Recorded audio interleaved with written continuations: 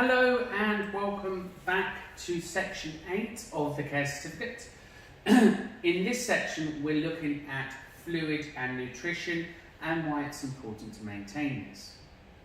You will do another module around nutrition and managing food and fluid separate later on, just to build upon this knowledge. So let's look at fluid and nutrition. So why is it important? Well, we eat, it's vital for our health and well-being. It makes us think and it works within all of our systems. It helps our endocrine system and our lymphatic system. So our endocrine system is our skin, nails and hair, and the lymphatic system is all to do with the fluid and water in our body. If we don't maintain well-balanced food and fluid, we can deteriorate, meaning we have poor cell repair, poor skin repair, and it just makes us feel low in mood. So lots of reasons why we should maintain a well-balanced food and fluid. If we look down around preparing food and fluid, you'll need to ensure that you do your food safety training as well, because it's important we provide food and fluid that is non-contaminated and is free from bacteria and viruses. We do this through our food safety principles, so again you'll do that as a secondary module to this. But contaminated means it's become dirty or infected or unclean. Food prepared and stored needs to be done in a way where it reduces all of that. So we need to think about physical things that could fall into the food when we're preparing meals for people or cooking. Chemicals, if we're cleaning with bleaches and things, maybe we've left some bleach on the worktop and we've placed food on top and it's absorbed chemicals. Allergens will be things such as peanuts and cheeses and fats and things that may cause people to be allergic, or gluten-free things. And then bacteria such as pathogens, maybe things such as Staphylococcus aureus, which is the bacteria in our hair, MRSA, which is in our nose, or Listeria, which is all over us. So it's important that we think about what we're doing. As we become unwell with poor food hygiene, it can cause the body to go into shock. So again, we can go into anaphylactic shock through allergens, and these may be life-threatening conditions, and you'll know how to treat those when you've done our first aid training. But again, signs and symptoms may be that they instantly swell up and airways are restricted. Pathogenic microorganisms are other things that are harmful to us when preparing food and fluid. It's important to know that some food contains pathogens, or there can be things such as friendly bacteria. We're talking more about the unfriendly ones, such as viruses, bacteria, and pests and things. We know that people become vulnerable, and we have a high risk of vulnerable groups. We know that they can be toddlers, babies, pregnant women, older people, people on low incomes, people in prisons and people in hospitals because again of exposure. Therefore, it's important that we maintain good infection control principles when preparing food and fluid for people. We remove all jewellery, we make sure we wash our hands, we check all the equipment is clean, we ensure food is cooked through correctly. So again, first time round cooking, 72 to 75 Celsius for 2 minutes holding, reheated food, 85 Celsius for again 2 minutes holding.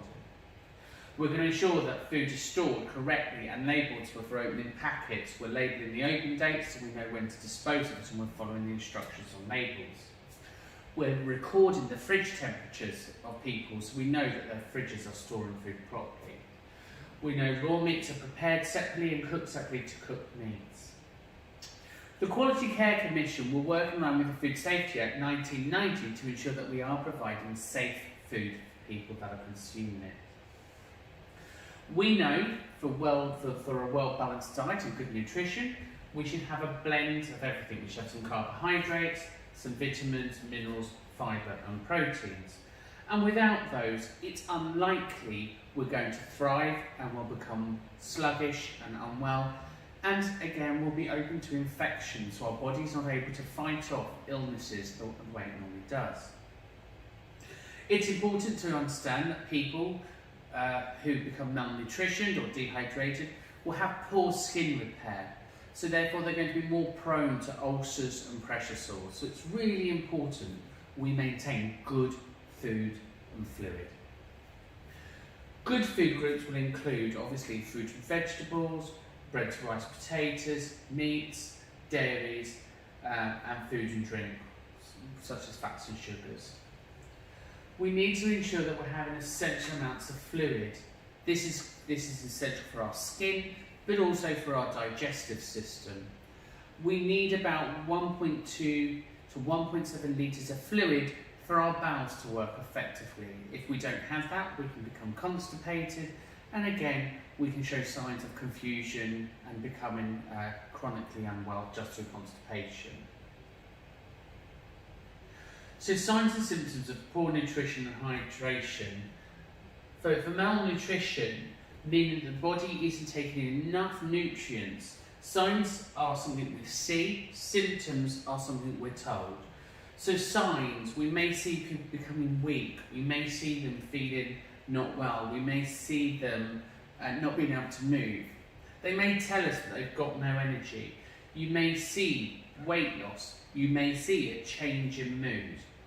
You may see that their skin is changing colour, it's becoming dry. Again, with dehydration, you may see the lips dried out, the tongue dried out. It may be difficult for them to talk. You may see that if you pinch their skin, the skin stays peaked and it doesn't fall back. So all of those are signs and symptoms of malnutrition and dehydration. And it's really important that we act on that swiftly. We can go up to 5 days without food, but only a day without fluid. So it's important we maintain those. Equally, we could be maintaining fluid or being constipated, and therefore we need to put people on balance charts so we can see fluid in and fluid out. It's important we promote adequate good food and fluid. We understand that people have the right to choose, but again, that's down to them.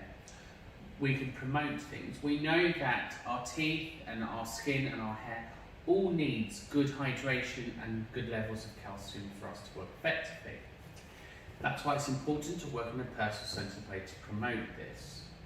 Equally, we understand that there's lots of religious and cultural issues around preparing food. For example, Muslims will not eat pork, vegetarians, vegans. So again, it's important we understand people's dietary requirements to meet their equality and diversity needs. We may have health conditions, that's important that we understand.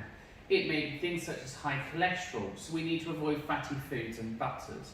We may have diabetes, so therefore we need to look at low sugar things. Again, we may have people with dementia who forget to eat and therefore are never hungry. So there's lots of things around food and fluid that we need to be thinking about. Equally, we need to think about how we can promote people to eat and drink. Maybe we need to put up prompts. Maybe we can set reminders.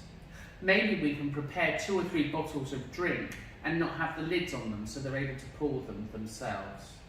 So whatever it is, we need to think about the way in which we can promote food and drink throughout the day. Remember, you may be the last person going to see somebody and they could have a period between 6 or maybe 12 hours before they see somebody else. So think about, have I left enough food and drink for that person to survive? Compassion is again one of our 6 C's. Therefore, it's important to respect people's and promote people's nutrition and hydration. Looking at the way in which we can access that, again, we'll have things written in their care plan. Family members may say to you they like this food or they don't like that particular food. One of the grey areas in which you may end up in is people asking for food and drink that they wouldn't normally ask for. It may be because of illness or ill health, or maybe they've had a change of circumstances. Just because somebody's never eaten something, does that mean that they shouldn't have access to it? So there may be ethical dilemmas throughout your career in which you're going to have to face things. If you're not sure, it's really important to find out and ask and to work in a person-centred way to meet their care needs. So let's look at what you need to know to pass this module.